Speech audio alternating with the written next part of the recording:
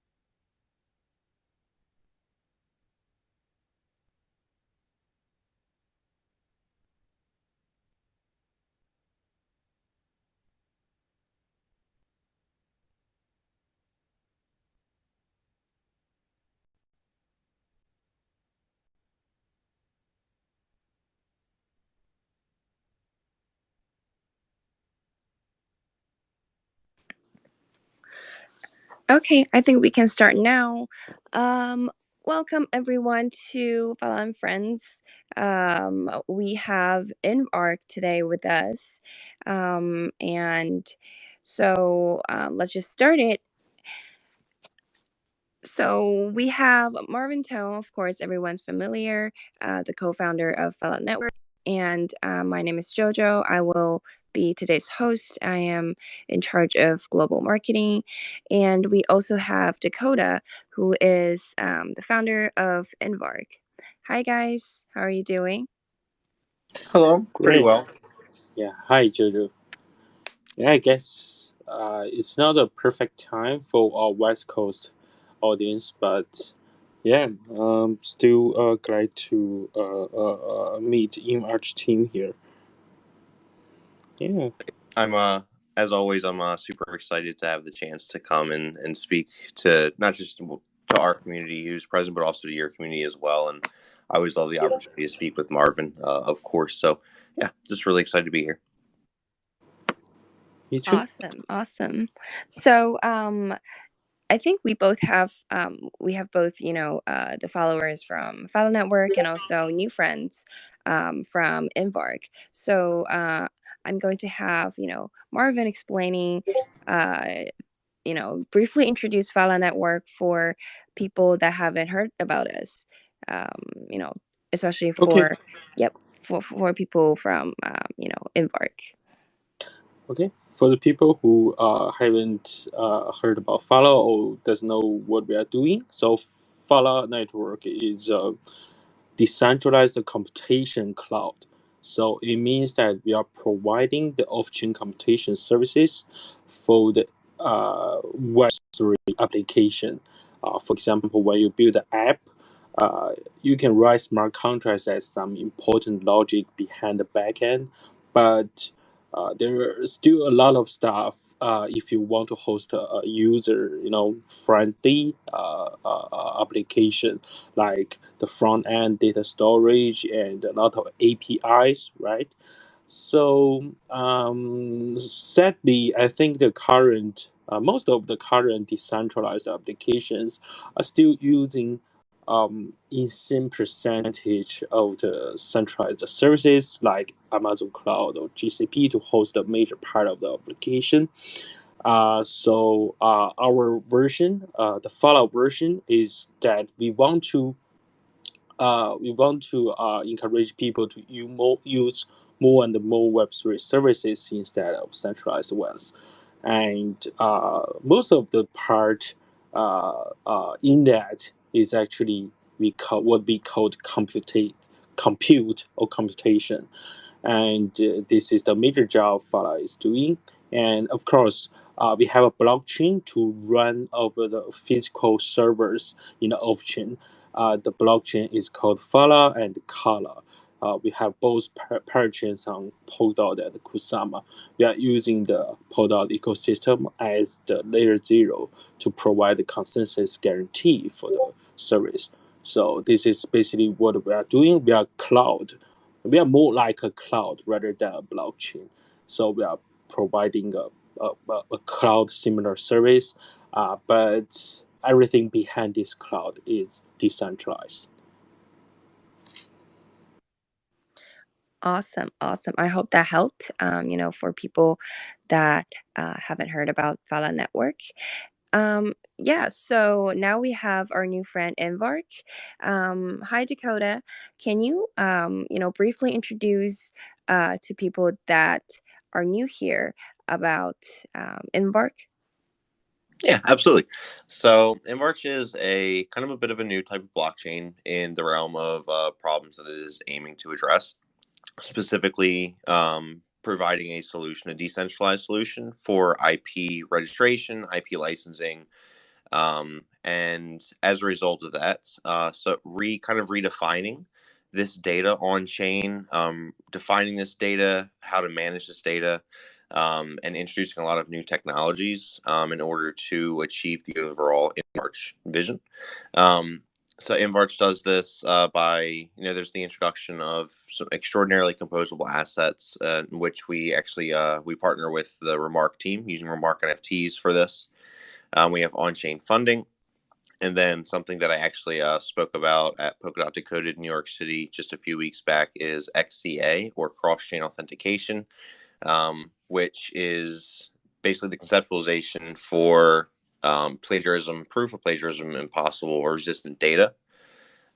So InVarch again focused on intellectual property, and kind of right now, whether it's the United States government, the World International Patent Office, or whichever, depending on where you're located around the world, different countries, different type of registries, centralized service providers, and InVarch aims to provide a decentralized and coherent solution, a very thorough solution in replace of those things.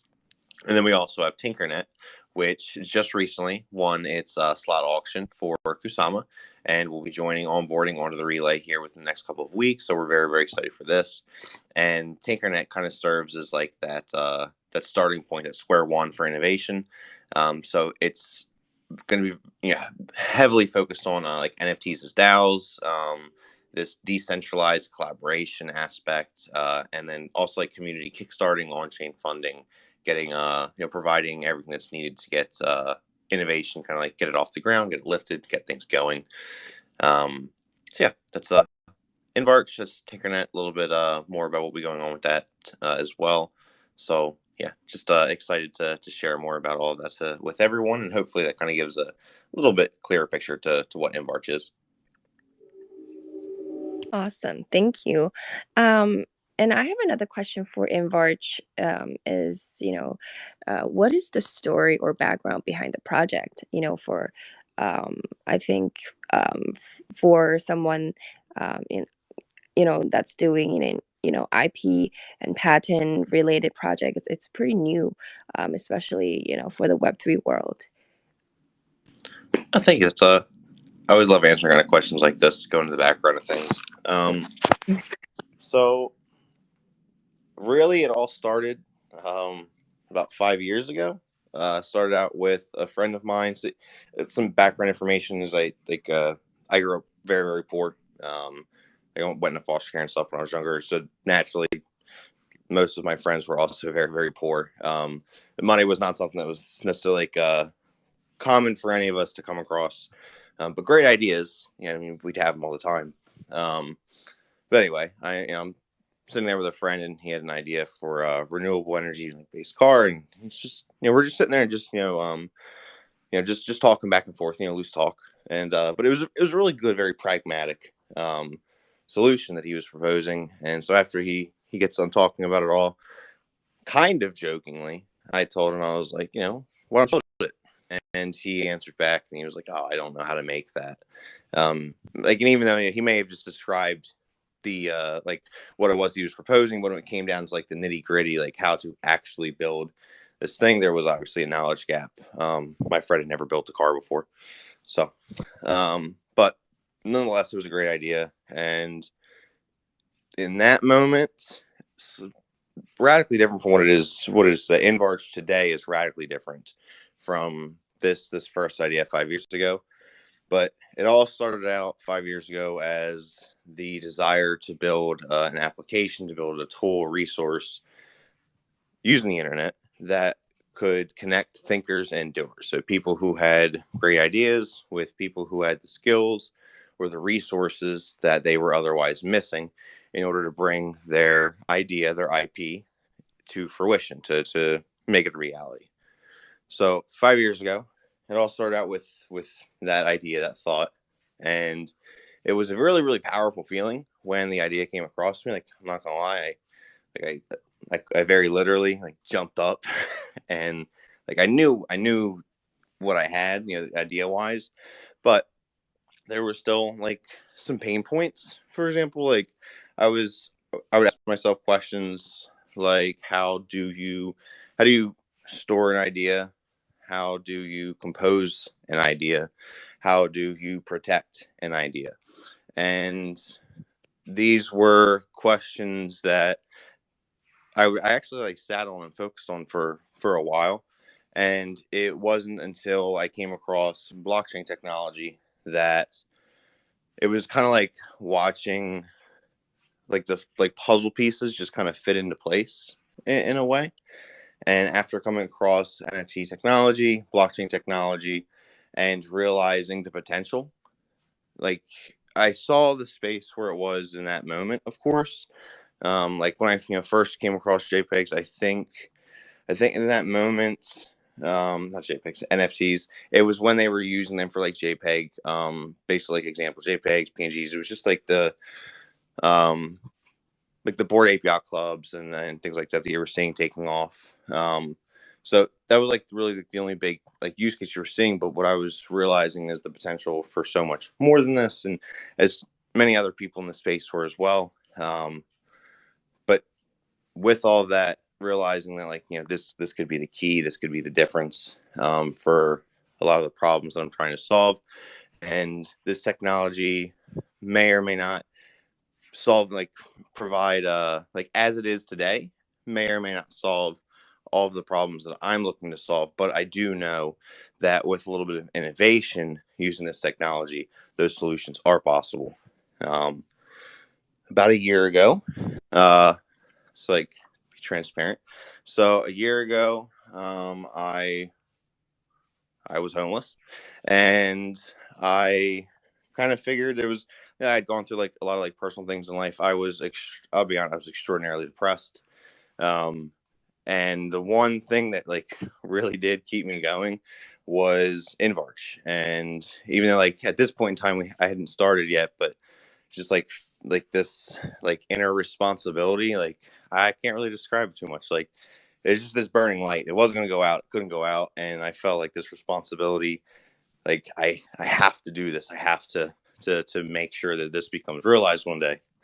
And I guess with that, I mean, I figured there's nothing more to lose. I need to go for this, and I started to reach out to several individuals. I started to build up my network. I started to grow the InvArch team. I welcomed individuals like Madungus, like Gabe, to the team we have. Or now we have a much larger team as well. Got everything together. Got a Web3 grant. Got into the Substrate Builders program. Just started building, and was really focused on, I was humbled, by the individuals I was working around and having the chance to speak with. So I was really focused on, I guess you could say, like validation, like proving, not myself, but proving the tech. Like that way, when I might, like to some, I might be new in this space, but one thing I wanted to make like very evident is that I may or may not be new to people, but this technology is going to be revolutionary. And no matter who you are, I want it to speak for itself, and I want to prove that. And was a big focus between then and now. But yeah, 5 years, a lot of conceptualization, a lot of hard work, a lot of grinding, and to be honest, a lot of busting my ass. But I absolutely love this, and yeah, that's the story of InvArch yet to date. Wow, thank you. That was really, really impressive. Um, yeah, so I think for my next question is, since you just mentioned about the technology that was that you were impressed about. Could you explain in the simplest language to the audience the technology behind InvArch? Yeah, absolutely. So starting out, well, okay, let me explain this way. So InvArch is comprised of three protocols. There is the InV4 protocol, the OSIF protocol, and the XCA protocol. The InV4 protocol is primarily focused on asset, i.e. file, but asset composability and collaboration. So with that, we fuse the power. We fuse the power of like from Arc NFTs, which are extraordinarily like omnicomposable. It's NFTs, owning NFTs. It's very similar to the idea of having a folder, and inside of that folder, you have other files and folders. Um, it might seem like rudimentary, but it's very important concept, because with these, unlike files and folders that are just on your desktop, these files and folders have things called CIDs. And these, like a CID is a record of ownership in a sense. And these CIDs, these records of ownerships, can be even like enhanced further, to where you could even associate your DID, your on-chain a decentralized identifier that's been confirmed. You can attach that with this record of ownership. So it's very important there. Because file composability, and this might, to be completely honest, file composability in itself, the composability of assets, what we're seeing in Web 3, it is revolutionary because it hasn't existed in Web 3 yet. But the ability to have this level of composability to construct files and things like that, to construct things using files and things like that, that's not necessarily new. But it is these records of ownership that is new, that is revolutionary, that is very powerful. They are immutable. And so we tap into that technology. We also have on-chain licenses. So imagine attached to the asset or attached to your NFT or NFTs is you kind of have, it can be something very simple, like let's say your NFTs are just, it's a bunch of code. Then this could be something like a version agreement, and like an MIT open source license, or it could become something increasingly complex to where this license could essentially kind of serve as like a smart contract where different variables and actors are defined, but there is a trustless agreement that is executed and carried out over the course of said license. We have multi-class fungible tokens, which are another new concept, kind of. So we're familiar with like refungible tokens. A refungible token or an RFT is an NFT, so non-fungible token that then, so its owner is referenced as an asset ID, but that asset ID is actually a fungible asset. So in this example, let's say like there's a million of them. There could be however many of these fungible tokens, a million, 1,633. It doesn't matter. But attached to, you have the asset ID that's referenced. So now the ownership is kind of fractionalized across all of those different fungible tokens, and it gives it refungible characteristics. So we have that, but we also have the multi-class fungible tokens. And the reason for this, it is just for freedom of, I guess, developments, freedom for possibilities. But with this, you could have an NFT that has one class of fungible tokens. Let's say there's 50 of these, and then it has another class fungible tokens.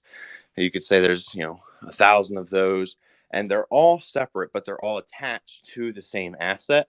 And a developer, so you could have it to where they have this interrelationship with one another. There's different fungibles of tokens, or you can they really are completely separate. One just represent, let's say, legal copyright ownership. Other one just represents so like access rights in order to actually work on said asset or to have access to edit said access or said asset. You could have other tokens which serve as like um, to purchase these is to actually like have access for use, or to lease. You could lease that tokens for access, etc. Whatever is like needed. The point is that it's there for just absolute freedom for all of the possibilities of what can be done.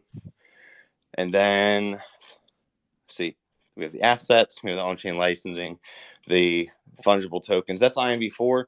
Sorry, it can be a bit of a lot, but it's extraordinarily powerful protocol. Next to InvArch, and InvArch is also the foundation for which a lot of things with InvArch is possible. We were after the fact that if people are going to collaborate, we need them to have uninhibited abilities to do just that, to collaborate. So if someone has an asset and for lack of a better words, they want to fuse it with another asset, then they need to be able to do exactly that. And that is that's what we've achieved. We have OSIF, which is on-chain innovation funding. That consists of, so we have IP staking, which is, yes, individuals will be able to stake their Remark NFTs, but with a purpose, of course. So you stake these NFTs because, or the NFTs, InvArch assets, you stake them because they are typically meant to symbolize one's idea. So like this NFT could be anything from the actual like asset itself. It could be images, it could be code, it could be a DApp that's being made or an application that's being made. It could be a song, a soundtrack. It could be a book that's being covered. There's so many different things that it could be used. But individuals are able to propose their idea. They're trying to get Kickstarters, they're trying to get going. Propose that by staking it. Individuals, similar to I often use this as an example, similar to DApp staking with Astar. If you ever participate with that process, it's very nice, very seamless. You choose the project that is available that you support, and then at no cost to you, what you do is you're essentially like your staking weight has voting weight tied to it, and what you're doing is you're throwing your voting weight behind you when you choose a project to support, and then depending on that voting weight plus all the other voting weight that has been administered through the process, there are network like there's funds generated through inflation administered through the network to these assets, the owners of these assets, to help with the development, to help fund the development of them. So there's IP staking, IP farming, and then IP donations. IP farming is kind of similar to like on-chain ICO, and it's just with some safety mechanisms in place to protect contributors from scams or unpopular projects that never really take off. And IP donations is a transparent way for doing kind of just what the name implies, and that is donating to other projects depending on where you live around the globe. These donations can be tax deductible. Obviously, that's not the case for everyone. Different regions, different laws, and things like that. But for some, this could be an extremely powerful tool for philanthropy. And last but not least, we have XCA, or cross-chain authentication, which using several different hashing algorithms produces something called an IHP, an intellectual hash print.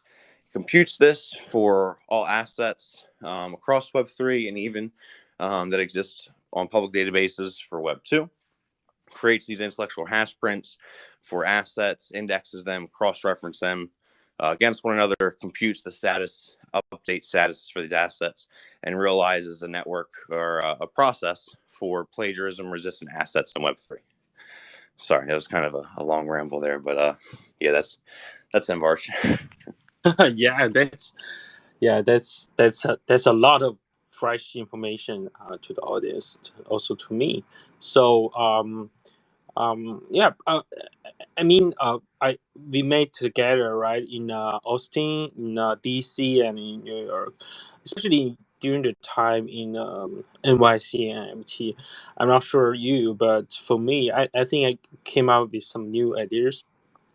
But I ask like to that which type of the problems you see in IP protection, or just the IP related stuff, issues during the travel in NYC and MT. For example, for me, um, I'm not sure how many audience know that, but like a couple of weeks ago, some guy um, um, folk the yoga lives series collections, like the boat ape, right? And he claimed that because he doesn't like the potential racist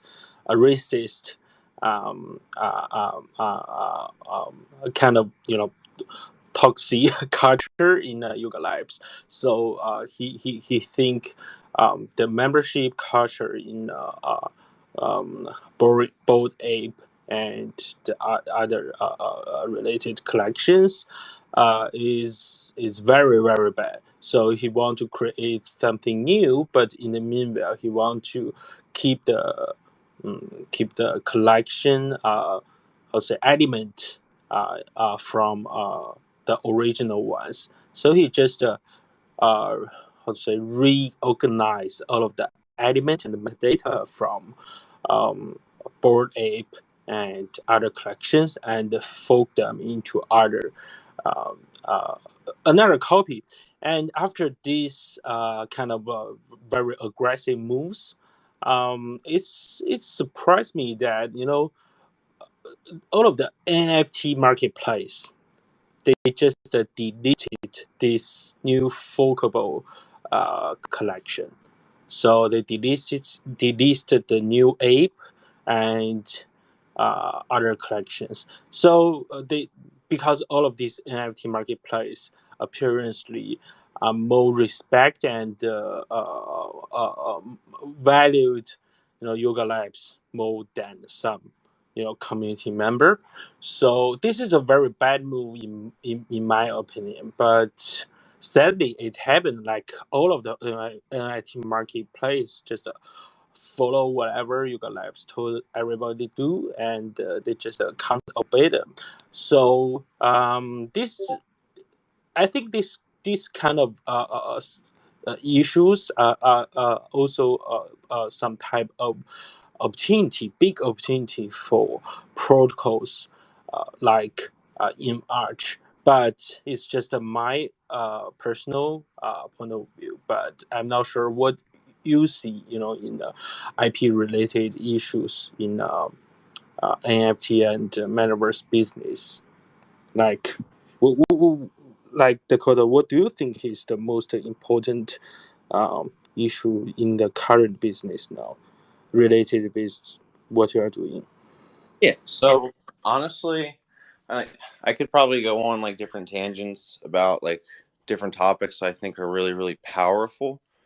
But to keep it concise, as far as what do I believe is most essential, like what is a big dynamic of InvArch that is critical, like what makes it significant for the future of Web3, and it has to come down with like the cross-chain authentication be a trustless, decentralized solution for authenticating assets, their metadata, but then also protecting those assets, again, in a seamless and transparent and trustless way through, at the very least, a trustless solution for updating the statuses of these assets, for which then something like OpenSea could have a system that all acts on.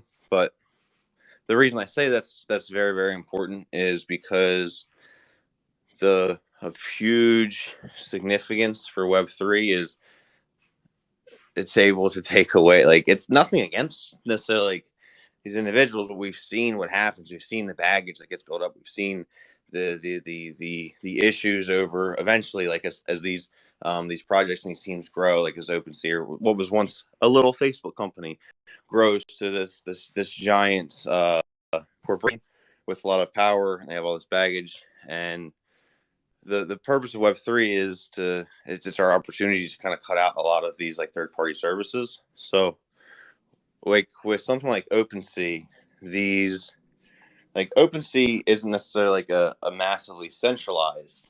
It is centralized to an extent though, but it's not a massively like centralized thing. But one thing that would always keep that essence of centralization throughout these platforms is the fact that there isn't a trustless or decentralized solution for like metadata authentication, asset authentication, file tracking. So they have to be around. So when someone like Yuga Labs says, "Hey, we have a problem," there's a group of individuals who are making a closed door decision. As far as I'm aware, there's not really much transparency in these processes, nor do I think that they understand how to go about transparency with these processes. But because of this, there's still like this huge essence of like Web 2.5 going on throughout these platforms. So I see InvArch as extraordinarily important. Right now, they are that way because they have to be that way. I'm not I don't mean to knock them whatsoever. They are that way because there is no other solution. But with InvArch, with cross-chain authentication, so where you'd have it, so with the like what you were giving, so someone they fork all the NFTs and move things around, they would still have. So in this case, it's like if there was the exact matches, like if someone had just ripped them as they are, then there's something called a min hash, which would be used to detect that. It would detect the one-to-one matches. But so in this instance, someone they forked Bored Ape, and then they use that to change some of the metadata around. So there will be some technical differences then there with this. Well, that's where we have something called a sim hash, which detects something called a Hamming distance. And a Hamming distance can kind of be seen as like a score for similarities, but this system can get extremely intricate to where it is checking the score for similarities between components. And then, so even though those components are moved about, it's still identifying them, catching those the similarities, the rips, and then at the very least can have a trustless solution for when these are computed, when they are detected, sending notifications, and then even at the application layer, it could be something could be in place to where once these statuses are computed, that the status or the visibility online for those assets is automatically affected. And so it provides the opportunity for a more truly decentralized Web3, not just in the sense of like more than just a project that's owned by like multiple people, more than decentralization in that sense. But this really paves the way for services, a continuation of services to exist and take place over the internet without the requirements or intervening of individuals or closed door decision making, which I think is very important.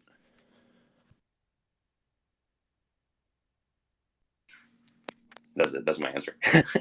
Awesome, man. Okay, and congrats for successful winning on Kusama auction for Oh, Tinkernet. thank you to really everyone who participated in that. I just want to say like that was I had never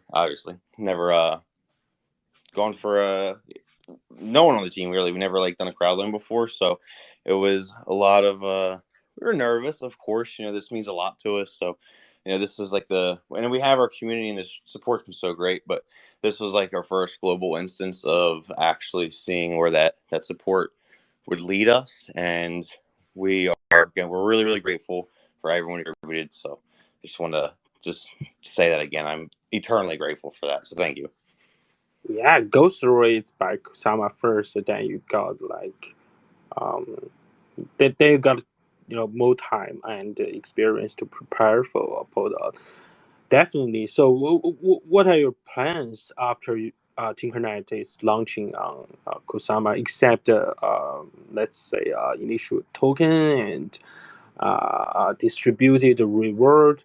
So, what will be the first batch of utility or function on Tinkernet? So, like right now, like as we speak, we're also focusing on OSIF, so to bring staking live on the platform. We'll have staking, we'll have remark palettes live, NFTs, XTA working on currently. That will probably see go live using InvArch. But staking and file composability, like being able to mint as NFTs, that will be available NFTs as DAOs.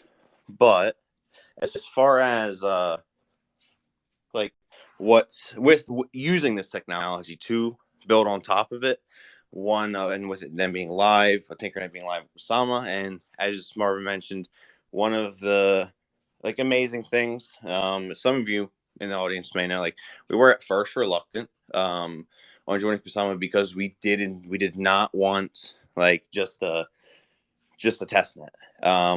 So like we were really reluctant against it, but Kusama is thriving. It provides us an ecosystem where we are able to have so much more than a test net. We're able to provide that square one for not just developers, but for anyone who's kind of interested in this bleeding edge technology. It's like able to tap into all of this, and knowing that we're able to tap into that and utilize other parachains and projects that are connected to the relay. With all this in mind, there's definitely some really powerful tech that the team and I would want to start building, want to start working towards. Specifically, something. I mean, we've talked about it before in person, but one of the things that I'm really looking forward to product wise would be our called the Daoist CDK. So it's a community development kit, and essentially just providing a true Web3 solution for Discord. It's a big thing that I am looking forward to, is because with technologies such as Tinkernet, with technology available on Phala, so like with InvArch and Phala technology, using Remark technology, you can even using so there's some tech from other parachains as well that are also live on the relay, and using this tech. I mean, again, someone could create a really really robust. It's not just about having a decentralized Discord for the sake of having one. This is so much better, so much more powerful than Discord today.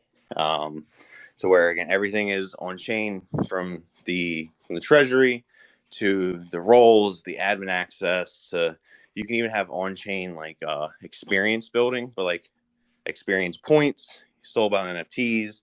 And that you could really go nuts with all of this. It gets really, really exciting. So that's something I am looking forward to collaborating more on, and hopefully ultimately building and delivering for people one day. Yeah, and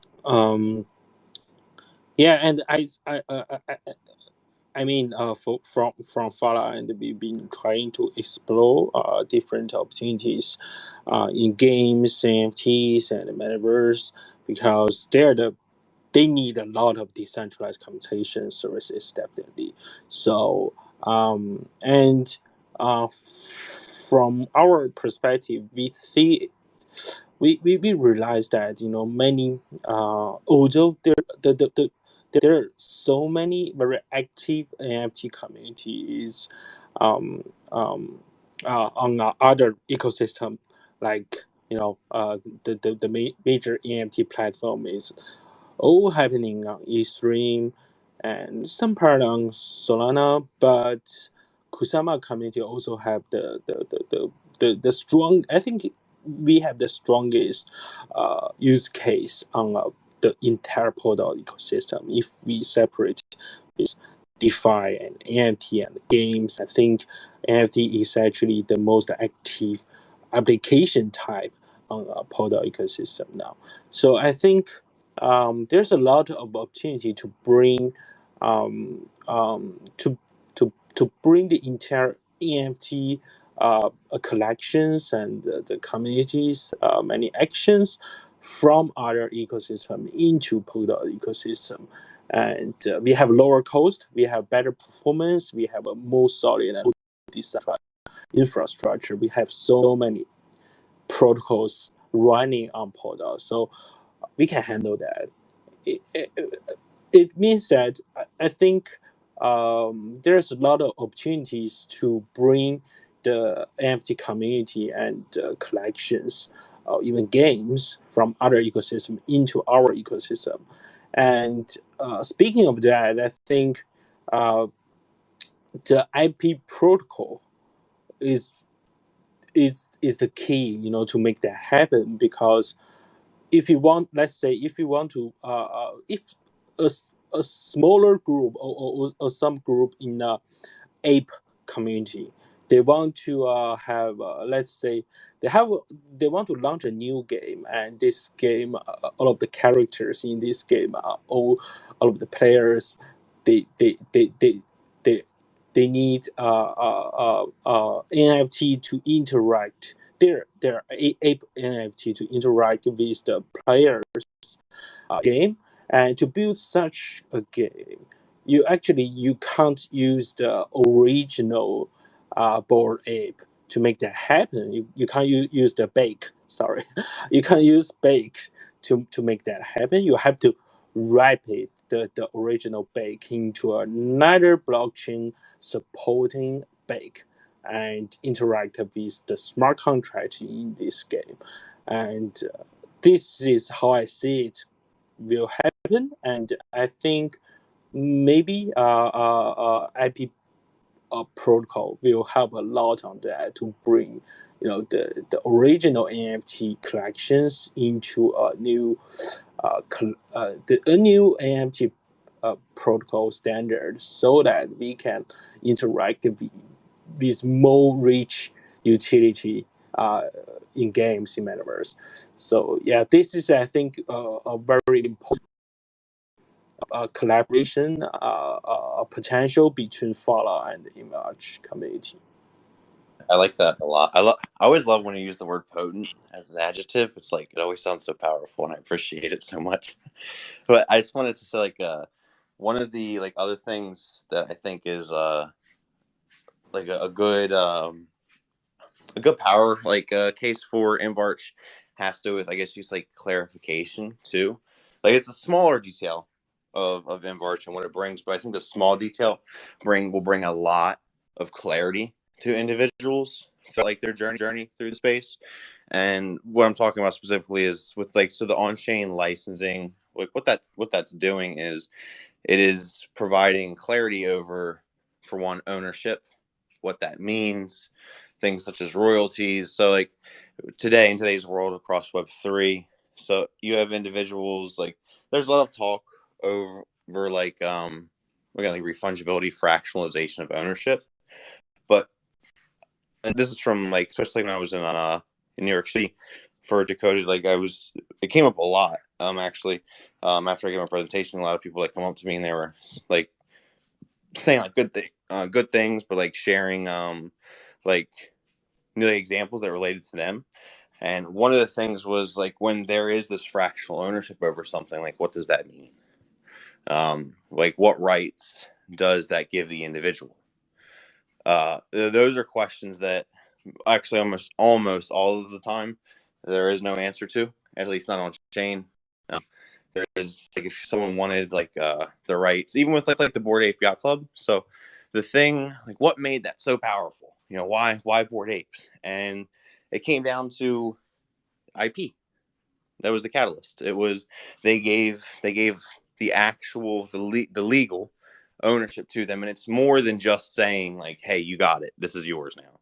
They actually had sent them in a separate transaction, but had sent them the actual IP rights to those assets, which is why you then see people like they have a burger shop and it is themed after their Bored Ape. You see individuals like Snoop Dogg and Eminem. They just made a music video, and throughout the music video, it is the Bored Apes that they own. And they're able to do these things because they actually have the IP ownership. Now, most NFTs that people own, I guarantee you probably don't actually have any IP rights to those assets whatsoever. Um, not legally, at least definitely not. You cannot make any assumption because there is no declaration of such. And so with InvArch, it brings clarity over that process by like baking these into the assets, pegging them to the assets, and then like also like royalties, streamlining those assets. So we talk about like music NFTs a lot. Like this is we just like this is like a really big use case. It'll be really huge, and I do agree it will be. But one of the big things I think it would be a huge use case, not just for individual artists and how they're able to market their products and how they're able to generate revenue for their creative work, but also when it comes to collaboration, the streamlining the process of royalties and documenting like ownership, IP rights over collective works. I think that'll be very, very important. So when you have individuals, it's like imagine a decentralized garage band. Individuals were contributing different WAV files. These different WAV files, depending on their category, could have different weights, or depending on like a pre agreed to agreement, could have different weights. So like vocal tracks, I was like they would make that more have more ownership weight than just like bass or treble, something that the producer would provide. But you have this setting to where all these individuals are able to contribute to the same song. And then based off these weights, the royalties accumulated from the success of said song can then be streamlined and facilitated, allocated towards those who have said rights to their royalty claims. So it's like the ability to streamline and bring clarity to a lot of these processes, I think, would be really, really important because, to summarize, there's just a lot of uncertainty around it today. There really is. There's a lot of unclarity. There's a lot of unknowns, a lot of assumptions. And InvArch, the big goal is to kind of remove a lot of the gray where it is, where it can be removed, and provide some black and white, more crystal clear understanding to things. Yeah, and I believe, yeah, this is some situation happen almost any startup. We need to explore what's the best production market fit to the protocol, and the market also evolved all the time. They change all the time. Who knows what happened next year?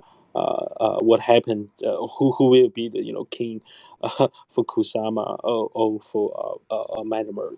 So yeah, we need to I elect King yeah, Marvin. yeah. Yeah, this is so okay. We already spent about 15 minutes on that, and thanks for all of the explanation and sharing of the information. I want to leave some opportunity to our audience to hands on. So, Jojo. Yeah. Uh, Yeah, thank you so much for, all the explanations, Dakota, and, great insights from Marvin. We will open the floor for questions.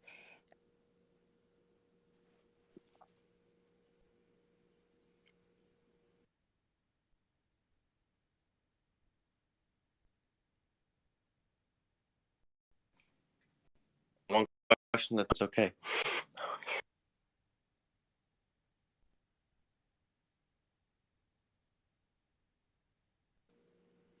Yep, if you have a question, you can just request to speak, and I will let you, you know, on the mic.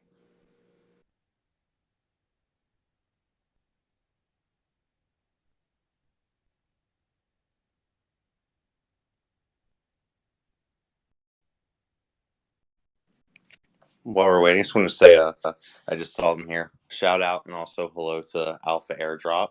Amazing page. If you're not already following them, I recommend them. Keep you updated on a lot of stuff going on in the ecosystem, especially like Remark technology as well. But met the guys when I was in New York City. They are phenomenal. So if you haven't, if you're not following already, I definitely recommend it. Same thing for anyone who's a part of my community now, like my InvArch Tinkernet community. Anyone who is a part of kind of like things who is new to Phala is easily it's my top three. Certain days of the week it's my number one project in the world. There's so much power and potential for it. If you're not following them, I recommend it because this space is definitely not this will not be the last time that you see InvArch and Phala together. Definitely. Thank you, man. Okay, I guess we don't have any questions from the audience. So thank you for your time, Dakota and everyone. And thank you, Jojo, for hosting. Yeah, thank you. And thank you, Marvin, as well. I always love the chance to speak with you. It's always an honor. Yeah, thank you guys for joining us today. We'll see you soon. Have a good day, guys. Thank you, Jojo. Good day. Hope everyone at Phala has a great rest of the week and does well. And I will see you all later, hopefully in person sometime soon. Same to Bye. you and InvArch team. Bye. Bye.